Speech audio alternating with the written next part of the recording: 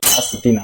老板，听说昨天有个女生来修手机，结果修好了，才发现自己闯祸了。哦，对啊，这个女生说她的赖有点怪怪的。哪里怪怪？她说她的讯息都传不出去，她也看不到。后来我帮她更新了之后，讯息就跑出来了。结果你知道发生什么事吗？发生什么事？你就快讲啊！不要再卖关东煮了。她前一天把抱怨主管的截图传错群组，传到哪里啊？传到公司的大群。他死定了。所以说传资料之前，拜托先确认一下，不然改天你把你暧昧的对象的对话不小心传给现任，直接原地分手啊！手机找成药，价格透明，不乱报。